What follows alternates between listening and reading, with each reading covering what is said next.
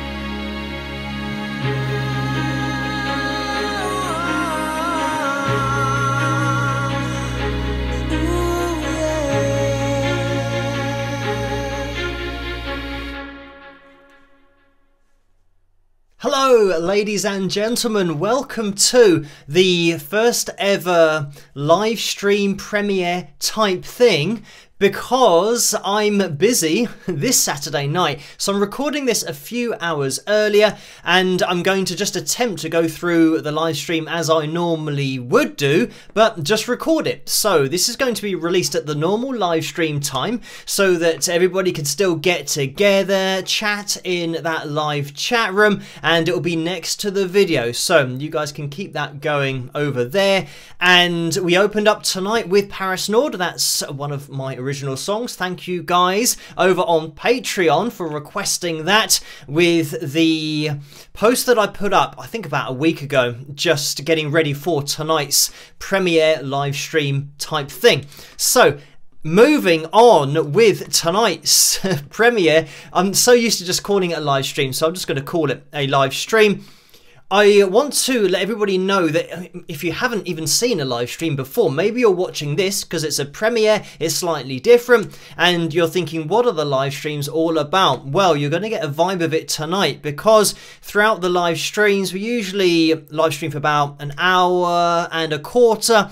And throughout the live streams, we have requests for original songs and the cover videos that I've recorded on the channel. We also have a pick roulette where somebody can go away with a signed Wings of Pegasus pick or a custom made signed Wings of Pegasus t-shirt. So there's a lot that goes on, and of course I get to interact with you guys in a live setting, and I will be doing that tonight, but not in the live setting, but I do have questions from you. Thank you for sending those in, which I will be answering a little bit later on.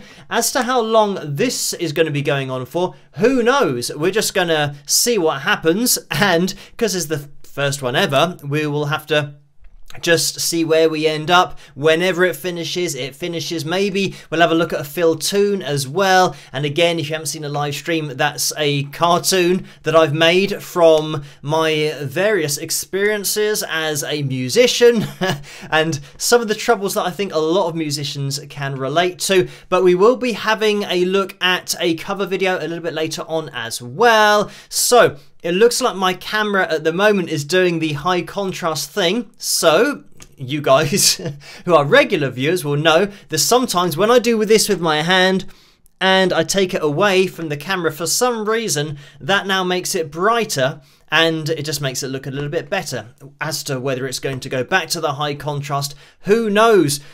I'm going to get the names of my patrons up on screen because they make this possible in the first place, and I have to reset it so that it actually goes past saying sponsored by the Wings of Pegasus patrons, so that it actually does it in the correct order, because there are quite a few names now. But a big shout out to these people at the bottom of the screen. You know who you are. They really are the foundation of everything that I do, and without their support, we wouldn't be able to do what we do on the channel. So it's great to have you guys over there, and thank you for all of your support, but the messages as well for this kind of thing, just sending me questions. And over there, if you do want to get involved yourselves, it's patreon.com/Wings of Pegasus, and then you get a direct line to me. Effectively, you can message me if you want to. So that's the address to go to, but I always say that just having your company on the channel is good enough for me. Maybe leaving an occasional comment and a thumbs up would be great as well. Speaking of thumbs up, if you can give this premiere video a thumbs up, that'd be massively appreciated. And normally we have a target for the live streams, but that's to then have the pick roulette the next week. So if we hit the likes goal for that live stream, then it means we have the pick roulette the next week. And you'll have to tune into a live stream in the future to get a vibe as to what it's all about. But if you guys could hit the thumbs up for this video, it'll help it to get out there and will help people to get involved with the live streams as well. By the way, the live streams happen on a Tuesday night and a Saturday night, and that's 12 midnight British summertime, which we're in now. So not for much longer, I don't think. But if you just put in to Google time in London, UK, then you'll be able to find what the time is where I am, and then what the time is where you are, and do the calculations so that you can join me live. So we've got the names going across the screen. That is fine. The other thing that I'm going to bring up on the screen, even though I always say you don't have to donate, and this is a premiere video, so I'm not sure how it works, but I'm going to put up on screen just in case some people can't resist the urge to donate. I always say just watching is fine, but if you do donate either now or in the future, the percentages are up on screen, because I think it's really important that people know between 35 and 45% goes to YouTube through the super chat window, and that super chat window is the $sign at the bottom of the comment section, and on PayPal they take between 3 to 5%. So that's why I leave a PayPal link in the description below, and I will do that for this video as well, just in case you guys want to do it that way. But as I say, you don't have to donate.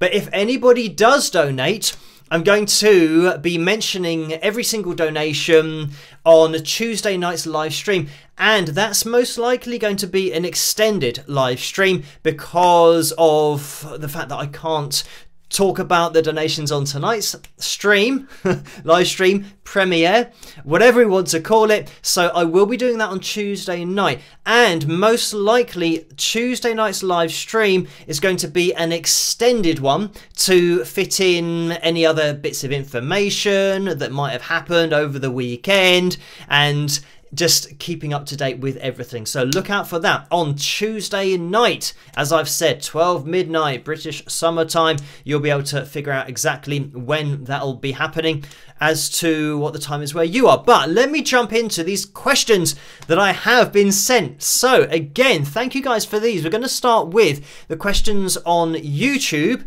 So hopefully I've set this up correctly. It's all a bit different doing it like this, but hopefully this is up on screen, and I think it is. We had a question from Strange Brew, who said, will you consider doing a cover of David Cassidy's Lying to Myself? So thank you for that.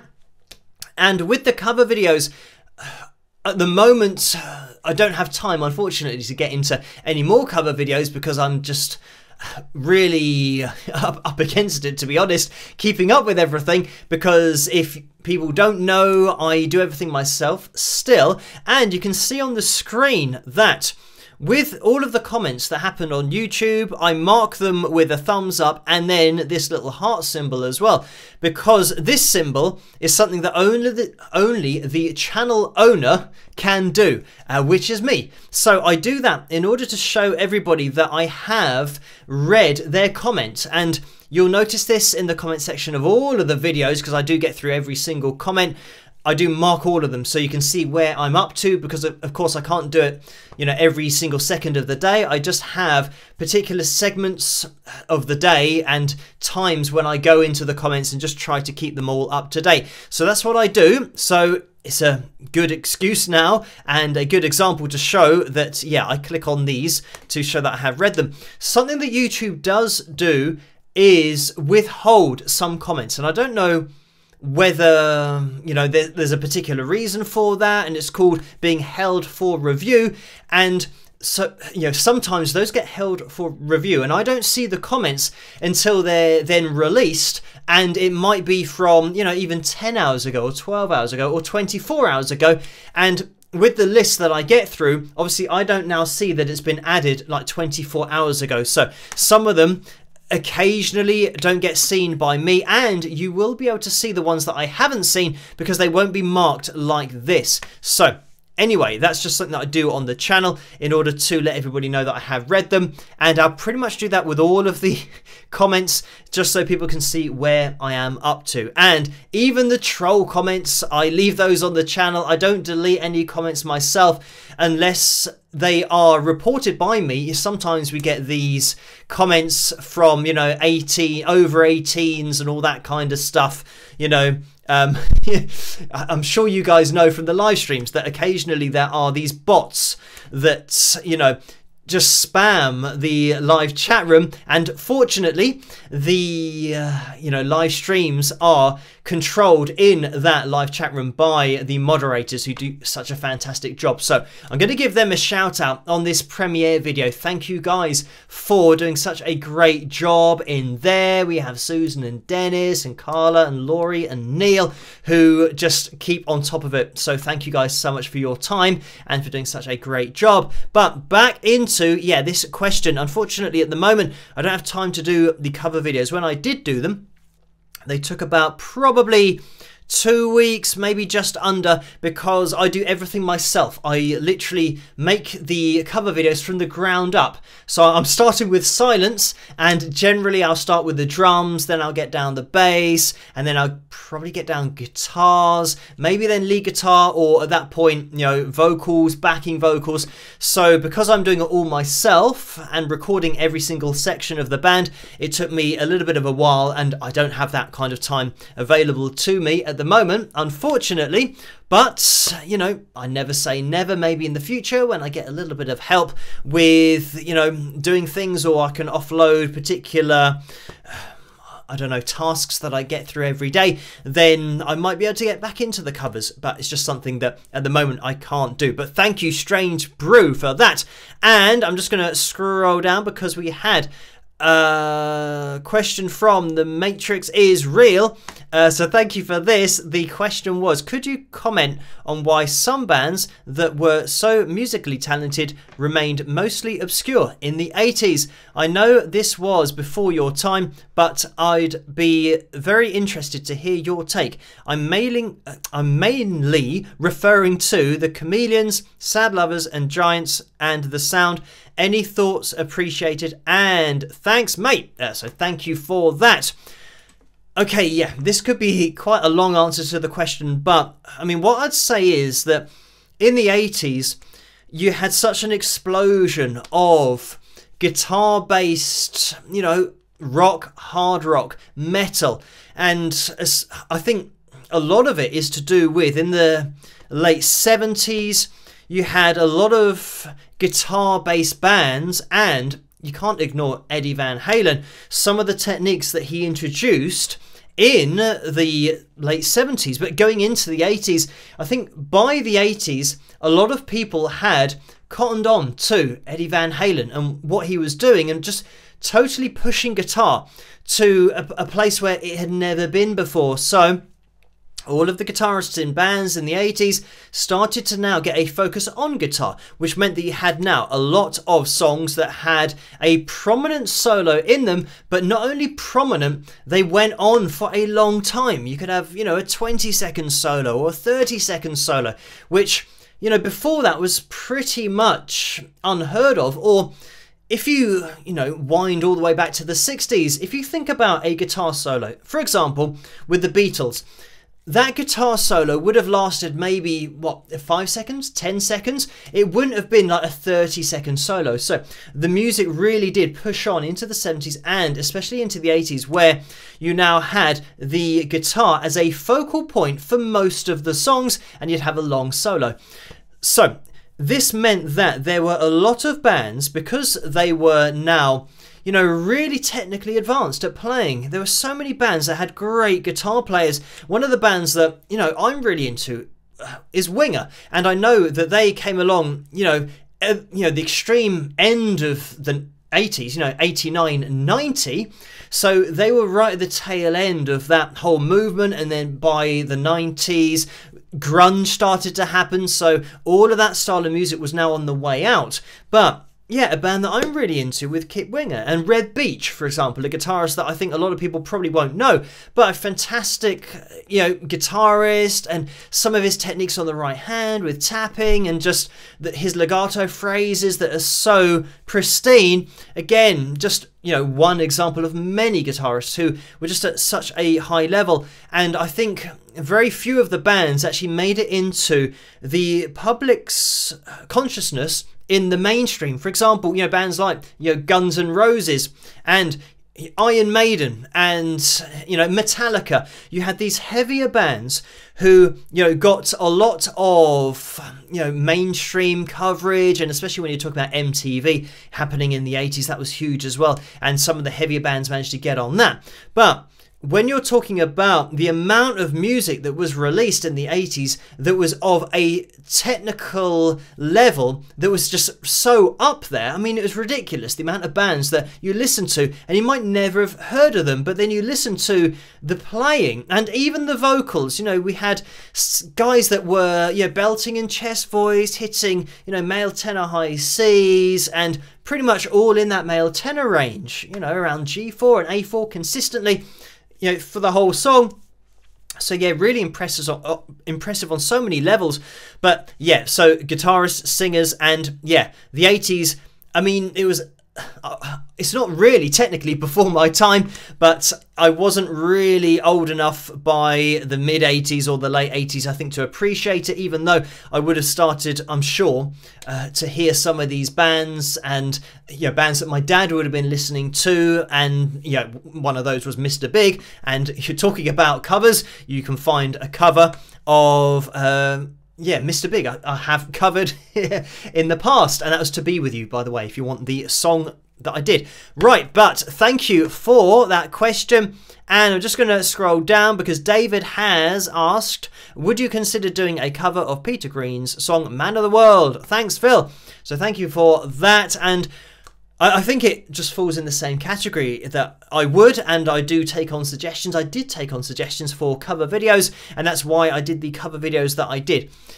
It does help for me to actually like the song to begin with, so I tend to lean towards the songs that, yeah, I wouldn't mind spending the whole time getting down the whole band, because I think if you're now listening to what the drummer's doing and getting the drums down, getting the bass, guitars, everything that I've mentioned, it takes a long time. So if you really don't like the song, then yeah, I don't see the point in spending that much time on doing something that you don't enjoy. So yeah, that is something that I do make a decision on, whether I actually like the song to begin with. But thank you for that, David, and certainly Man of the World would be one of those songs, and one of the songs that when I used to teach guitar, I have taught that in the past. So, you know, it's one of those that I'm sure is in my muscle memory somewhere.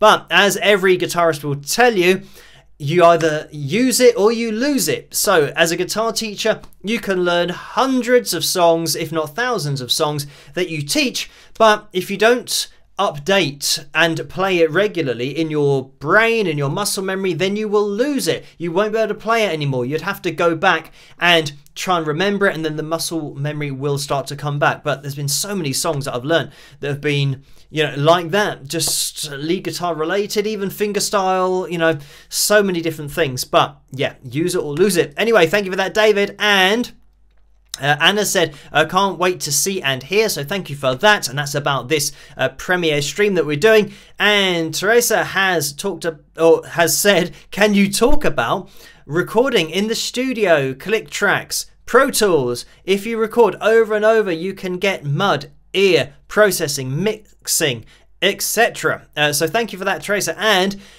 well, this is just a question that could go on all year, because we're talking about so many different things. So first of all, click tracks. So this is something that you use in the studio if you decide, right, we want to have a tempo set at 140 beats per minute. That's what the drummer then plays to. And pretty much once you got the drum track down, I would tend to then play to the drums rather than play to the click track, because I think the drummer, even when he's playing to a click, will still have his own kind of groove that he puts in there subconsciously, just because of the way that he throws fills together and his overall approach to playing. So I tend to then get rid of the click track and just have the drummer in my ears when recording. But if you do have the click track, then you can play to the click with your guitar if you want to, but I feel like then you're just setting the level at, you know, always the click track. You're always doing something that doesn't have the human element in there. So yeah, not something that I tend to do, but that's what a click track is. You're just getting a click that is going at, you know, 140, did we say, beats per minute. And sometimes you'll get a reference point for the beginning of the bar, so it'll have a, you know, higher beep. For example, if you're listening to beeps, obviously you can program whatever you want the metronome to sound like, but you might have the beep, bop, bop, bop, beep, bop, bop, bop, so you know that the higher beep is the beginning of the bar. But I find beeps a little bit misleading or a little bit off-putting if I'm recording, so I tend to just literally have the click of a metronome as you would have in real life. But thank you for that, Teresa. And let's scroll down and try to not move the whole screen while we do it. Fred has said, Phil, have you ever played a harmonica? Harmonicas used to be quite popular in rock music, especially back in the 1960s and 1970s. However, they seemed to have pretty much disappeared. Is it because rock music is losing its roots in the blues, or is it something else? So thank you for that, Fred. And this is an interesting one. Yes, I have played harmonica. I do have a harmonica somewhere, and I always don't know where it is because it's always at the bottom of a drawer somewhere. But yeah, it'll be around. And as to why they're not used nowadays, I don't know. It's just speculation, really. I enjoy the sound of a harmonica, and I think it's because of the style of music that I'm into, and yeah, going back to the 60s and the 70s, and it just being such a regular thing for you to hear in that style of music. But I would also cite the change to digital when you're talking about moving from analog and now click tracks. A great example of that in that last question about how everything now is so computerized and set. Pretty much harmonicas, yeah, seem to have taken a back seat to digital recording, and whether that's just a part of it, I don't know. Like I said, it's speculation, but it seems like a lot of songs that have been recorded digitally don't have harmonica on them. But I know that there will be bands that are probably not in the mainstream, but maybe independent bands who still have harmonicas in their band, in their albums. And I think it's something that in the mainstream has taken a bit of a backseat, because always you're going to have major labels that are deciding what the sound is going to be like. And when you're pushing the music towards a more computerized sound, and certainly with auto-tune and pitch correction, vocals now are sounding more computerized because you don't hear the original vocal. It's gone through the processing, the pitch correction or auto-tune before you hear the voice. So it means we're not actually hearing anything natural to begin with. It's already been processed before we get to hear the voice. So that is something that is going to sound computerized, and whether the harmonica just doesn't sound like that, it maybe sounds a little bit too free-flowing for modern music. It might be a conscious decision for major labels to get rid of that. And of course, yeah, that's their prerogative, because they're trying to make as much money as possible, and they might think that, yeah, the future of music or the current sound of music doesn't suit a harmonica. But yeah, I do not know, but thank you for that, Fred. Interesting one for you guys to discuss in that chat room with this particular video if you want to. But I'm just going to scroll down because we've had another question, and let me just move this down so we can see. It was from Linda, who has asked, Phil, I was wondering how many guitars you have, and do you have a favorite or like to collect them? So thank you for that. And I always forget, I think it was either 8 or 9. I have counted them on previous live streams, but yes, it's either 8 or 9. I don't collect them, even though I know that people would say, oh, like 8 guitars or 9 guitars, you must collect them. That's me being strict with not getting many guitars.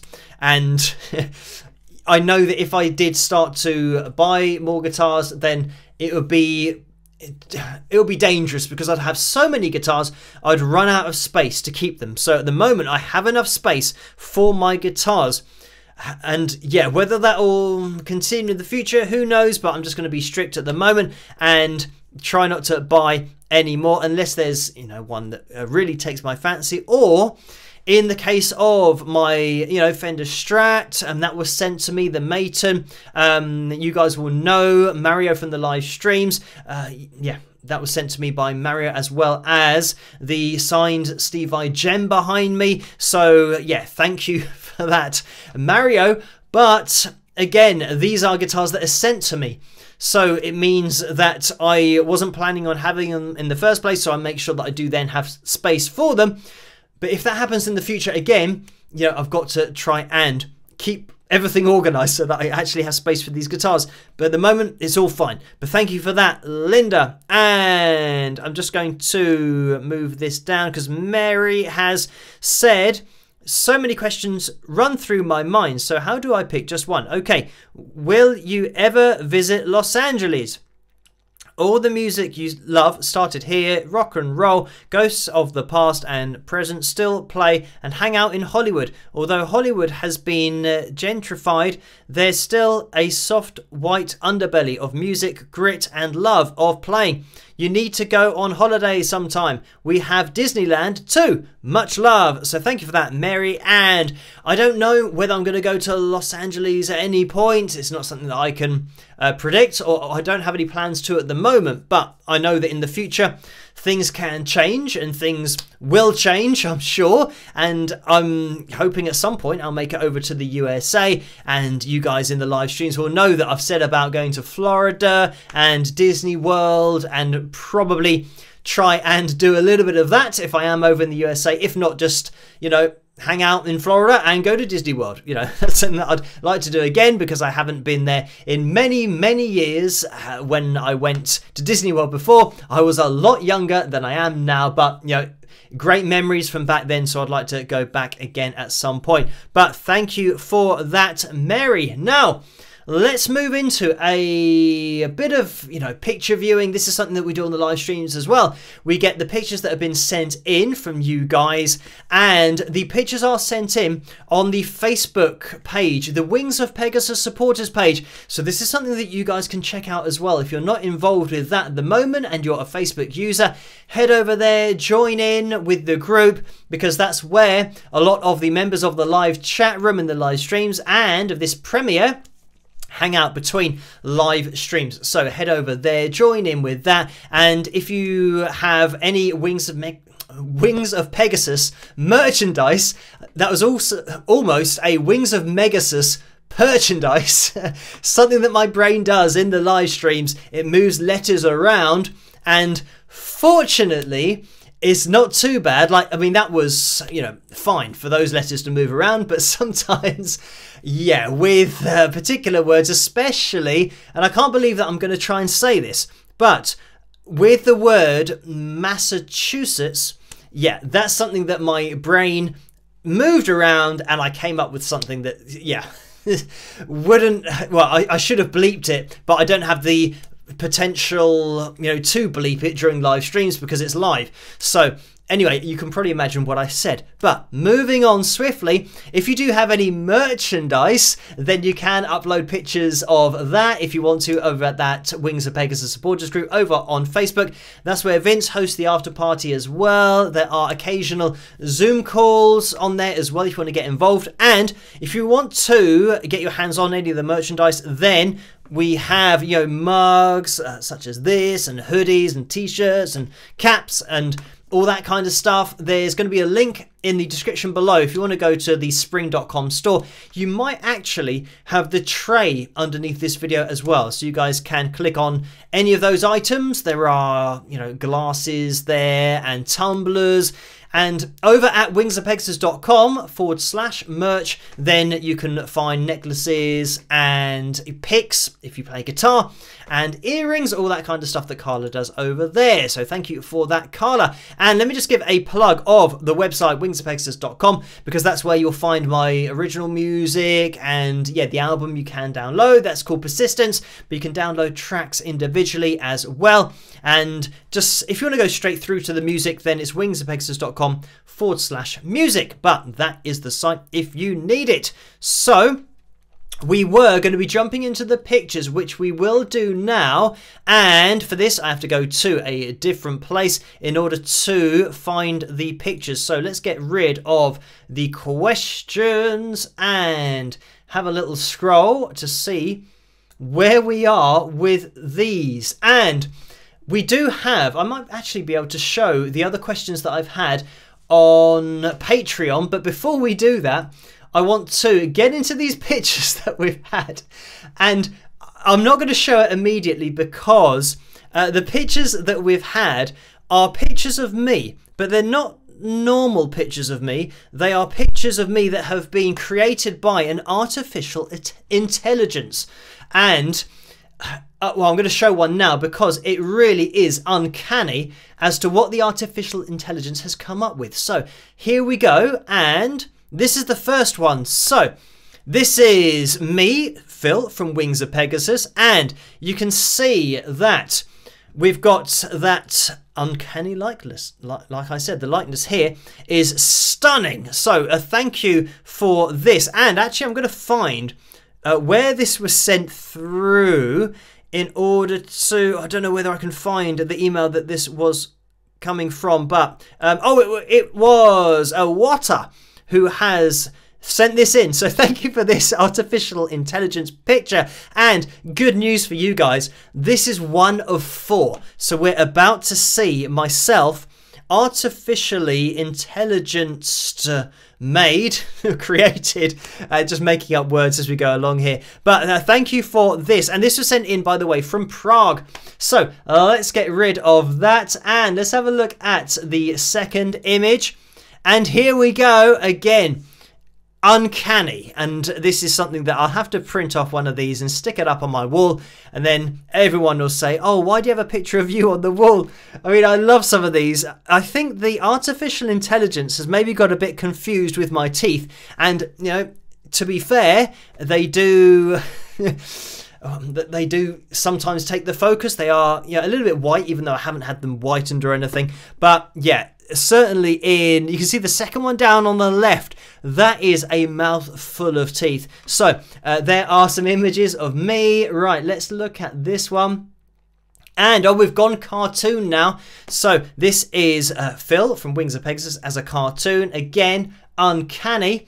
And last but not least, we have myself again. And I think the hair here is a little bit more accurate to how I had it maybe when I was in my mid-20s, something like that. Maybe not quite that thick, but there we go. Those are the pictures of me artificially made by a computer intelligence. So thank you for sending those in. What up from Prague? And let me get myself back up on screen, and the camera's gone all dark again, but we'll just have to deal with that. Let me also get back to the emails over there, which I think are fine. What I want to try and do is get to the pictures, which we will jump into maybe a little bit later, because we're going to have a look at tonight's cover video, which was requested over on Patreon. So again, thank you for that, guys. And let me see if I can actually grab who requested this. We did have some requests over there from Deborah and Tracy as well, and Tammy. And I'm just going to have a quick read through because the messages are quite long. I know that somebody requested Miles Away, so we are going to be having a look at that tonight.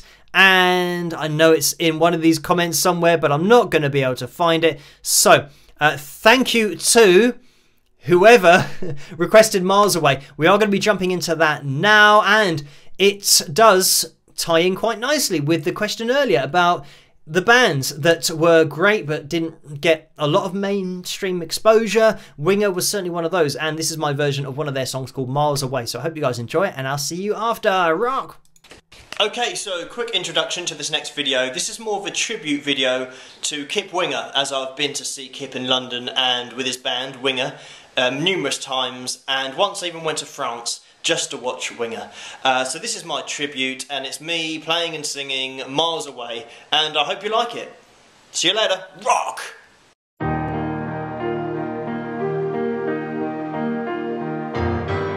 So this is love, or so you tell me, as you're walking out the door.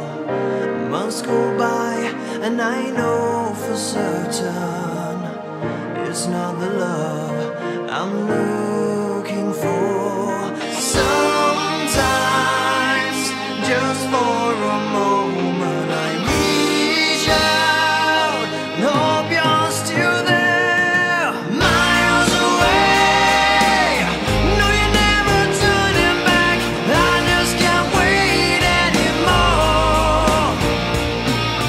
Miles away, nothing left but what we had. Just when I needed you most, you were miles away.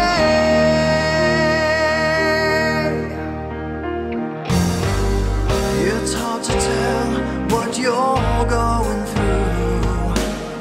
You kept your feelings locked inside of you.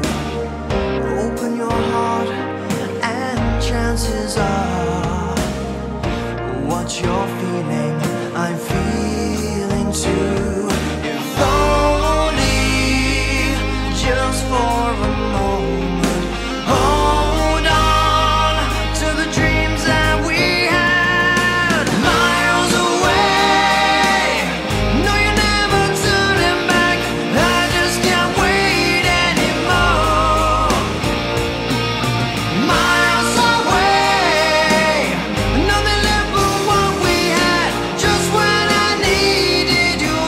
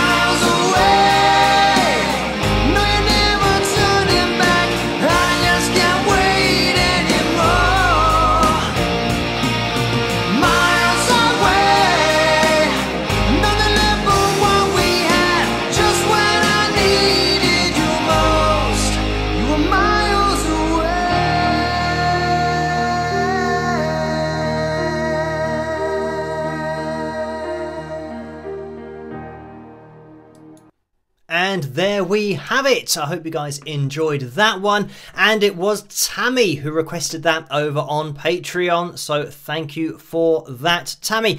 Right. Moving on, we are going to be looking at some of the questions that came through over on Patreon. So let me get the background up on screen so we can see these, because I have to get them from another place. Right, Joe. Let me mention about Joe, because Joe has sent, I know, a lot of questions, and I've just picked out one here. So Joe said, okay, one more. So this was after the previous questions as well. Okay, one more. Then I promise I'll quit. Do your own guitar tech work, meaning truss rod and intonation adjustments. I find that due to seasonal changes, temp, humidity, my Hammer Studio guitar needs a truss rod adjustment every 6 months or so.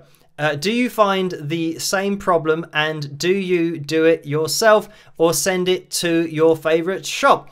So thank you for that, Joe. And let me get myself back up on screen. With this, I should have actually kept it there so that I could read the question again. So with my own guitars, I tend to generally, I don't mess around with them too much. The only one I can remember adjusting the truss rod of, I think, is my Geo, maybe, when I was just adjusting the, well, I wanted to get the action a little bit lower. I think that, yeah, just due to the amount of years that I've had it, I started to get a little bit of a bow situation, or a bowing situation going on with the fretboard. So I just adjusted that ever so slightly, and I think, yeah, with that, I don't tend to mess around too much unless I can notice it, you know, when I'm playing, or even just looking down the fretboard of the guitar and looking down the neck, if you can see that something's happening that shouldn't be happening. But generally when you're playing, you'll start to notice that your action is ever so slightly higher in a particular place on the guitar. So yeah, I've done that with my Geo. And as for intonation changes, I think that that's something that a lot of people will do more regularly anyway, because, you know, everybody has, well, I don't know whether everybody has the inclination to do it. Maybe they give it to a shop in order to do it. But you have the Allen keys that come with your guitar, so you can adjust the intonation yourself. And with my guitars, if the intonation's ever so slightly off, and just in case people don't know what I'm talking about, say for example you hit your open E string, your high E string, and then you fret the 12th fret of your guitar, that'll be an octave higher. So the notes should be exactly an octave apart, but sometimes when the intonation is out, you'll play your E down at the bottom of the guitar, so that'll be E4, and you'll play E5 on the 12th fret, but it'll be slightly flat, or it'll be slightly sharp. So it means that you adjust the intonation of that string so that its middle point is now over the 12th fret and is a more accurate representation of the note that you want to play. And I think that a lot of guitarists have had this, that, you know, maybe your strings are quite old as well, where it sounds like you're slightly flat or slightly sharp when you get to the 12th fret. And you're playing the octave of a note, and yeah, the higher you go up, sometimes the worse it can be, kind of the flatter it will sound. So in those kind of cases, yeah, I think change your strings, make sure you get a nice, you know, new set on. But if it's still out, then you can adjust the intonation on your guitar, which is effectively making that string's middle point move so that it's more accurately over the 12th fret. So that's what you want to do if you're happy adjusting it. And, you know, it's going to be trial and error to begin with, but I think the more you get used to experimenting with your guitar and just tweaking your own setup, then, you know, the better it is for you as a player, because then you'll know exactly what you want from your guitar and you'll be able to do most of it yourself. I know that some people don't like to get too involved with it, and I mean, certainly for me, if I have a problem with the electrics, you know, I don't tend to mess around with that. I will then take it to somebody to sort that out, just because it's going to be a longer job and will include, soldering, even though I say that I don't get involved with the electrics. I have done some soldering on like the first ever guitar that I was given. It was an old Tanglewood Nevada, and I still got that. And that's a guitar that, the connections, just totally went on that. So I did solder them back together. But generally, I don't get involved with that. So I think now, because it takes a little bit longer, if I was to do that, I wouldn't have the time to do it. So I would probably offload it to somebody else to sort that out. But thank you for that, Joe. And let me get this. Oh, that's the riff of the week that we're going to be having a little look at. Or we could just do an impromptu riff of the week because it's popped up. Why not? So we're going to be looking at a riff of the week. This is something that we do on the live streams as well, as you guys will know, but you won't know this unless you've watched the live stream before. So we're going to have a listen to a riff, and this is for you guys to try and guess what it is. The song is what we're looking for, and you can name the band as well. But let's have a listen to this, and whoever gets it first doesn't win anything, but you'll see maybe in that live chat room off to the side of this video the first guess, and we'll see who gets it first, because we do usually have a few usual suspects who are very quick at guessing. But let's have a look at this riff of the week for tonight's premiere live stream. Let's have a listen.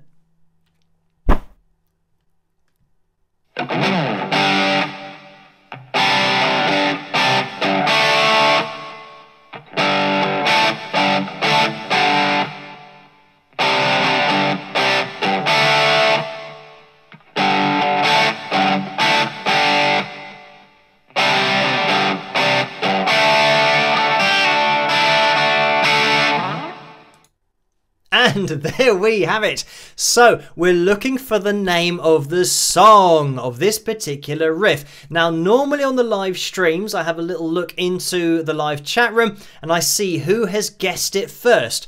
But because there's no live chat room on the screen tonight, I'm not going to say what the riff is, because once I see that people are getting it right, obviously I mention that it's correct. But if I mention it, then it ruins it, because we can't even see if people are getting it right or not. But I think this one is quite a well-known riff, so I'd say everybody, I think quite a lot of people will get this. So yes, throwing it out to that live chat room, whoever gets it first. And yeah, we'll have to see if the usual suspects are watching tonight to see if they get this, or maybe we could have somebody else in the mix to get the riff guessed correctly. So name of the song. You can name the band as well. Everyone will know who the band is. But we will get back to the questions, because we had that one from Joe. So thank you for that, Joe. And let's see. Diane has sent in a question as well, so thank you for this. And the message is, thanks for the update. My question would be, as the year is drawing to a close, do you see any major changes coming to what you do on your YouTube channel? Looking forward to Tuesday's live stream. So thank you for that, Diane. And I think it's going to be just the same as it's always been, really, which is just pushing forward, seeing what happens and where we end up. Like, there was no plan for this year from last year, and there's no plan really for next year. It's just things that go on in the background all the time. And all of those things happened last year as well. I mean, the great thing is that this year I've spoken to Steve Stevens on the channel, which was great to chat with him, and I'll be meeting up with him slightly later next month in October. And yeah, that's where Steve is going to be playing with Billy Idol, of course, here in London. So I'll be heading off to Wembley Arena to have a chat with Steve, and I'll keep you guys in the loop. Obviously, over on patreon.com/Wings of Pegasus, I'll try and maybe do a video on my phone or something. Obviously, I can't do a video or analysis video because I will be there just chatting. It's more of a kind of social thing than an analysis video thing, but I will try and get all that I can, pictures as well from that particular evening. So thank you Diane for that question.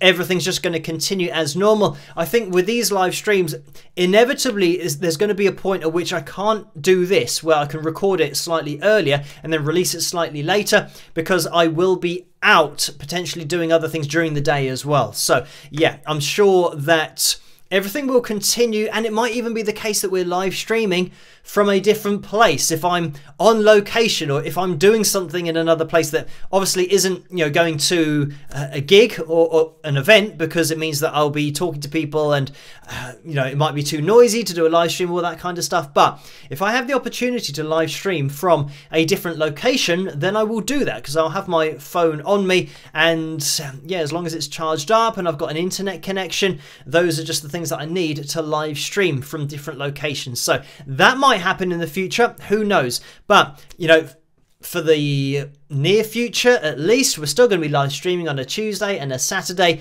And if there is the opportunity for me to live stream on a Tuesday and a Saturday, and I'm not actually here in this room or in the studio, then I will do a live stream on my phone, and we'll just see what happens. And hopefully, you know, maybe I have a guitar on me, maybe I won't. We'll just, you know, see what happens. We'll busk it out. So thank you for that question, Diane, and let me jump back into the screen so that we can see, I think, Anna's question here. Yes, Anna says, my question for Saturday: when you were learning to sing, how did you go by this? Videos, a voice teacher, books? Thank you, Phil. So thank you for that, Anna. And I'm just going to keep this question up on screen so that I can read it. Right, so the first thing I did when I was learning to sing was buy a DVD. And I think I was about 28 at that point. So, I mean, DVDs were quite old. But it was, I think, a DVD called Vocal Power or something like that. And it was by a guy called Jim Gillette from the band Nitro. And I started with that, and yeah, I'd say that, you know, it's okay. It was okay. It served its purpose for, you know, getting used to chest voice and maybe increasing range and that kind of stuff. But it was, I'd say, quite basic. But then I moved on to, I mean, I've done so many different kind of online courses and things. I then moved on to Singing Success, which is, you know, speech level singing, that kind of thing. And I'm just going to get rid of the question because I think I can remember it. So yeah, that was Singing Success, and that was okay, but you know, I didn't really get on very well with that. I then did Singing with Freedom, which is another course that I, you know, again, didn't get on particularly well with that. I then did a course by Ken Tamplin, and again, I didn't get on very well with that. So I pretty much just got into watching YouTube and lots of different YouTube videos of, you know, vocal techniques. But pretty much I wouldn't say that there's been a course that I have done that has addressed the problems that I have with my voice, because every single course that I've done have always got to a point where it's the same point with my voice that I get to, where I can hit, you know, high notes in chest voice, but I can't do it in a really clean head voice. You know, I should be able to get notes a lot higher than I can in chest voice in a clean head voice sound, but I can't do that, and I can't sing falsetto. All I can do is sing an airy head voice. So if I go, ah, yeah, that's my head voice with air in the sound. And that's something that I struggle with, and because I've learned to sing from scratch, I don't have the advantage of just being able to naturally get that vocal cord configuration to be able to do that. So I've never done a course yet that has been able to allow me to do that. They haven't explained it. You know, I know that loads of courses say, make the meow sound or the sound of a cat in order to access your head voice. But I can't do the sound of a cat meowing, because you're going, meow. It's just the same sound. So yeah, my vocal cords don't like to do that, and it's just, I know, because my vocal cords are trying to learn to do something that I haven't done since I was the age of, you know, 5 or 6 or 7, and because I didn't start to sing back then, I don't have that configuration available to me, to my muscle memory. So it just means that I have to figure other ways around it, of using my chest voice, and you know, potentially kind of using chest voice and trying to clean up the tone as much as I can. I think I am lucky in that my voice can go quite high in chest voice, so I can kind of simulate a head voice, but I know that I can't do it to the level that I want to, and no course that I've done yet has allowed me to rectify that problem that I have with my voice. But I always say that just use your voice and try to do the best with what you have. I'm hoping that in the future I'll be able to explore mixed voice a little bit more as well in order to access higher notes with a mixed voice configuration. That's something that I would like to get into, but it's just having the time to practice because I'm so busy doing everything. But anyway, thank you for that question, Anna. Let me get the background back up on screen, because I think that was the last question that we had. And yeah, the other ones are from Joe, and there are a lot of those questions. So I'm going to get back to doing what we're doing here. And I can see that we're just about to get up to what would be 1 a.m. in the morning here in the UK on Saturday night. So what I'm going to do is maybe jump into a fill tune. I think maybe this got requested over on Patreon. So let me have a little scroll down to see who requested this. I could see that it was there somewhere, but maybe I won't be able to find the comment that it was related to. And I don't think I'm going to be able to find it, but I'm just going to play a random fill tune, and again, like I mentioned at the beginning of the live stream, this is just something that I, did to show the story of my life musically and some of the things that happen. But because this is a premiere video, let's have a look at Guffest. This is something that I want to make into a reality. I think this would be amazing at some point if Guffest was an actual festival that isn't guff, and when I say guff, that means it's a bit rubbish. So here we have a look at Guffest, my real life story. I hope you enjoy it, and I'll see you guys after. Rock!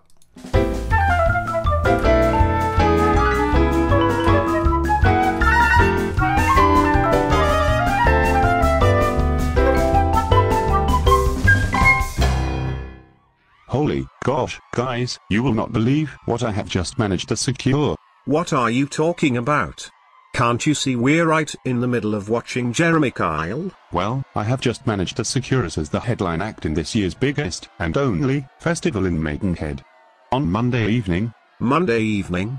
Sounds like a very queer time to have the final big act of the festival. Well, I guess it must be a bank holiday for the crowds to be there. I think we should not check and just assume that is the case. It would be great to play to a festival crowd. I'm starting to feel nervous already. Well, I can't believe we are going to be on the main stage. This is so awesome. Well, it can't hurt to get our music out to a larger audience and to play on a large stage. It will be a great experience for us. Hello there, I wonder if you can help me. My band are due to headline the Guffest and we can't find the venue. Do you know where it is? We stupidly thought we would be able to follow the crowds, but we must be in the totally wrong vicinity. Any ideas? Oh yes, this is Guffest. Are you Phil Henley? Heck. Sorry. Yes, I am Phil. I do apologize, but I seem to have missed where it is being held. Where is the crowd and where is the main stage? The main stage, or stage 1, is located over in that direction. Stages 2 and 3 are in the opposite direction, with the acoustic stage just in front of the toilets. Okay, great, thanks. So where do we unload to get to the main stage? Is the space on stage to have our equipment ready while the previous band are playing? And also, how far away is the field and stage, as I can't hear the crowds and I assume it must be a long walk from here? Note, the main stage is behind you. If you look on the floor, there is some gaffer tape on the floor running diagonally across the corner of the room with main stage written on it. Ha, for a second there I thought you said there wasn't actually a stage and that it was just a floor divided into 2 sections depicted by gaffer tape. That is exactly what I said. Oh, I seem to have been misled by the use of the term festival. This is in fact just a room with gaffer tape on the floor in 3 corners of the room depicting stages 1, 2 and 3. It also seems to get to the toilets you have to walk directly through the acoustic stage while the person is performing, not to mention of course the unique aroma that is being generated from behind the stage. This is the way we set it up every year and it's always worked very well. How many people do you get on average a year coming to this pub? Sorry, festival. We tend not to count in numbers as I find them misleading. I hate figures. Great. Well, I shall take that answer as attendance is minimal. Well, we have 10 friends and family coming down at least, thank ruddy heck. Do they realize it is £6 to get in on the door? Holy guff. Are you yanking my crank? How can you justify that entry fee? That means you will be making at least £60 from us alone. And that is before any beverage purchase being taken into account. How much are we getting paid for this gig? Sorry. Festival. We don't pay the bands, not even petrol money, because we are totally out of order. Well, to be fair, that seems to be common practice these days. Yes, and also the bands that we book to play are not checked beforehand, so they could be the worst band we've ever heard. Well, again, at least you are following the common guidelines. So shall we set up now while there is nobody around? Haha. That was a joke. Okay. Also, we might ask you to turn yourselves down somehow, as some people prefer to watch the television, which we leave on during performances. Fantastic. Well, do we at least get any free drinks or food? We will be here for 6 hours in total after all. We will allow you free tap water all evening.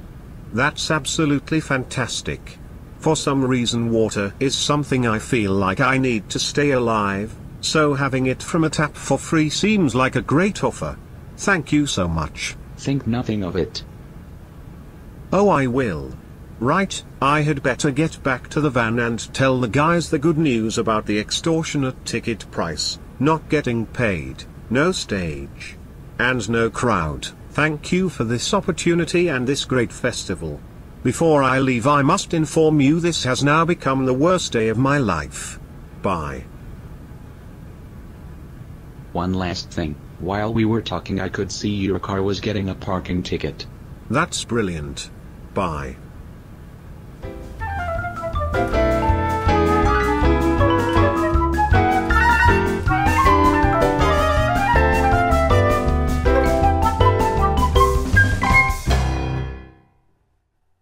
And there we have it. I hope you guys enjoyed that one, a real life story. And I don't think actually after that real life story I've ever said on the live streams that the ticket that I got on my car was reversed because I did complain about it. So basically, when you're loading your gear from your car, and we had a van as well, but I was using my car, there's only one space outside the venue to load in and load out. So it meant that when the van was unloading, then we had to get the next car and then unload, and then the next car and unload. So when it was my turn to unload, it's like a loading space, but I was sat behind the van, and the van moved off.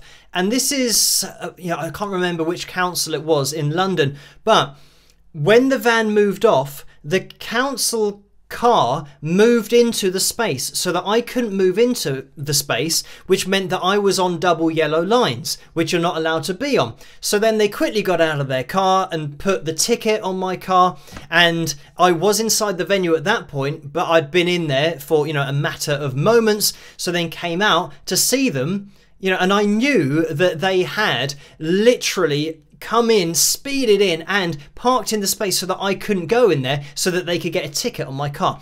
So while they were taking pictures of my car and the number plate, I was taking pictures of them and their car in the space to show that I physically can't get into the space. So they're giving me this ridiculous fine. I mean, in London, it is crazy. Fortunately, it wasn't towed, because I have had my car towed in London before. And yeah, that's a whole other story. But that was, I think, £500, maybe a little bit more than that. So that would be what, $600, something like that, to get your car back. And they hadn't towed it yet while I was there. And even members of the public said, but he's here. Can't you just let him into your car? And they said, oh no, he shouldn't be parked here. So I had to watch the whole process of them getting my car, putting all the attachments on it to lift it up onto the back of their vehicle. And then at that point, I didn't know that it's going to be like £500 to get it back. I thought it'd be just £30 or £40. So yeah, that was a bit annoying, but that's a different story. That'll be for another real life story.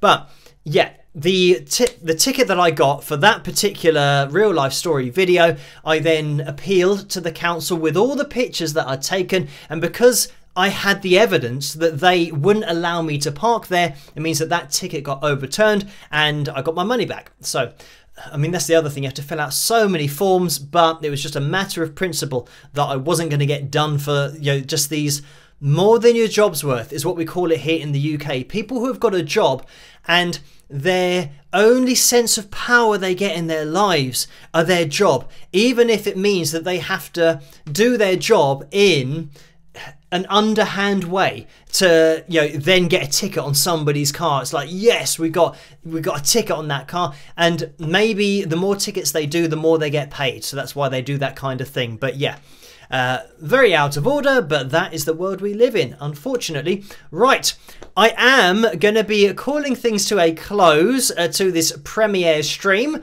that I am recording slightly earlier in the evening tonight on Saturday. It's going to be, what, about 27 minutes past 1 in the morning, maybe 27. I'm trying to work it out.